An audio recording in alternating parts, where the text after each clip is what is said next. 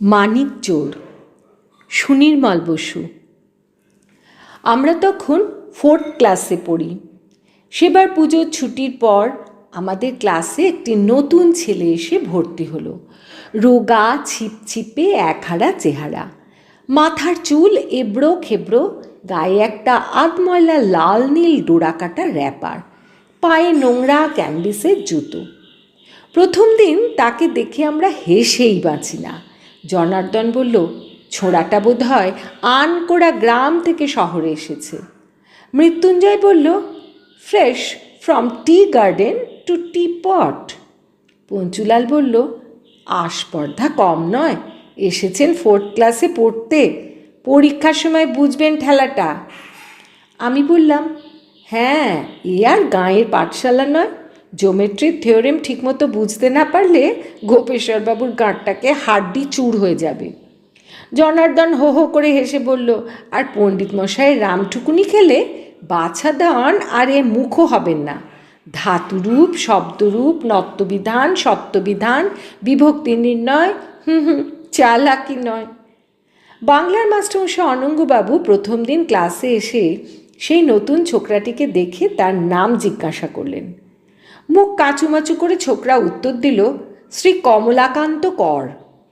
জনার্দন ফিস করে আমাকে বলল, কমলাকান্ত না ক্যাবলাকান্ত?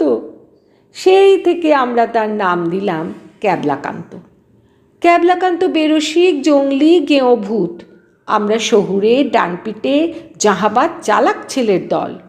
ওর মগজ ভরা গোবর আর আমাদের মাথার ঘিলু ভরা বুদ্ধির তাজা ঘি চপচপ করছে। ও হচ্ছে এঁদো পুকুরের জল, আমরা হচ্ছি খাঁটি ঝাঁঝালো সর্ষের তেল, কাজেই তেলে জলে মিশ খায় না। ক্লাসে ক্যাবলাকান্তের সঙ্গী শুধু গঙ্গারাম গুঁই, ওই যে হ্যাংলা মিশকালো ছোকরাটা, যে কয়েক মাস আগে নতুন ভর্তি হয়েছে, লাস্ট বেঞ্চে বসে, খালি খালি হাই তোলে, গলা দিয়ে 3 রকম আওয়াজ বের হয়। আমরা ওর নাম দিয়েছি ভ্যাবা গঙ্গারাম। এর মধ্যে কয়েকদিন আমাদের বই খাতা চুরি হতে আরম্ভ হয়েছিল। আমরা সবাই সন্দেহ করলাম গঙ্গারামকে। ভিজে বেড়ালটি সেজে বসে থাকে, অথচ পেটে পেটে এই বৃদ্ধি, বোকা বজ্জাত। একদিন পঞ্চুলালির নতুন ফাউন্টেন পেনটা চুরি হয়ে গেল। মৃত্যুঞ্জয় সেই দিন ব্ল্যাকবোর্ডে বড় বড় করে লিখল, ভূতের মতন চেহারা যেমন, নির্বোধ অতি ঘোর, যা কিছু হারাই সন্দেহ নাই, গঙ্গা বেটাই চোর। গঙ্গা শুধু একবার তাকিয়ে লেখাটার দিকে তাকালো, কিন্তু কোনো প্রতিবাদই করল না। চোর আবার প্রতিবাদ করবে কি? পরের ঘন্টায় অনঙ্গবাবু এসে বললেন, এই ফাউন্টেন পেনটি কার? পঞ্চুলাল মাথা চুলকে বলল, স্যার আমার। অনঙ্গবাবু বললেন, কাল টাস্ক দেখবার পর তাড়াতাড়ি ভুলে এটা বাড়ি নিয়ে গেছিলাম।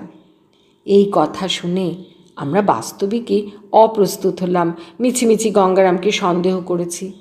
অন্যান্য যেসব বই খাতা চুরি যাচ্ছে বলে সন্দেহ, সেগুলিও পরে নিজের নিজের বাড়িতে পাওয়া গিয়েছিল। আমাদেরই ভুল, ভ্যাবা গঙ্গারাম চোর নয়, তবে একদম নিরেট।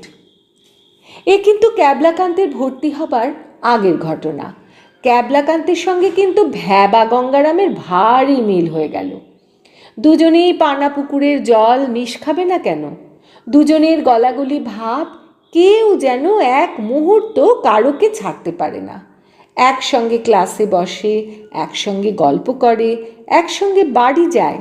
আমরা ওদের নাম দিলাম মানিক জোর। ওরা আমাদের কোনো কথারই উত্তর দেয় না, তাই আমাদের মনে মনে শত ইচ্ছা থাকলেও কিছুতেই ঝগড়া বাঁধাতে পারি না। একদিন টিফিনের সময় আমাদের স্কুলের বাঁধানো কুয়োর ধারে ক্যাবলা হঠাৎ পা পিছলে পড়ে যায়। তারপর দিন দেখলাম ব্ল্যাকবোর্ডে পঞ্চুলাল লিখে রেখেছে, কালকে কেয়া বাত, কুয়োর কাছে ক্যাবলাকান্ত, কুমড়ো কুপোকাত। আমরা সবাই হো হো করে হেসে উঠলাম। পঞ্চুলালের পিঠ থাবড়ে মৃত্যুঞ্জয় বলল, সাবাস সাবাস পঞ্চু, তোর মগজে যে এরকম কাব্য প্রতিভা টলমল করছে তা তো জানা ছিল না। টিফিনের ঘন্টার পর আমরা ক্লাসে ঢুকে দেখি ব্ল্যাকবোর্ডে লেখা, সাবাস কঞ্চিলাল, তাল ঢ্যাঙা তোর সরু শরীর, গরুর মতো হাল, মগজ ভরা রাবিস যে তোর, মারিস কি আর চাল, সঙ্গী যারা দেখছি তারা ছাগল ভেড়ার পাল। ক্যাবলাকান্তের লেখা। পঞ্চুলালের শরীরটা সত্যিই খুব ছিপছিপে আর লম্বা, তাই বলে তাকে কঞ্চিলাল বলে অপদস্থ করবে?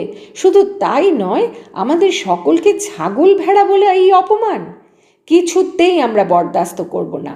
আমি এক ছুটে গিয়ে বোর্ডের কবিতাটা মুছে ফেললাম, পাছে এই কথা স্কুল শুদ্ধ রটে যায়, পাছে অন্য কেউ দেখে ফেলে। পঞ্চুলালের রক্ত গরম হয়ে উঠেছে। ক্যাবলাকান্ত তখন গঙ্গারামের সঙ্গে জিওমেট্রি নিয়ে কি একটা আলোচনা করছিল। পঞ্চু হঠাৎ ছুটে গিয়ে ক্যাবলার টুটি চিপে ধরল। Panchulal, stand up on the bench. আমরা তাকিয়ে দেখলাম ক্লাসে অঙ্কের মাস্টার গোপেশ্বরবাবু এসে পড়েছেন।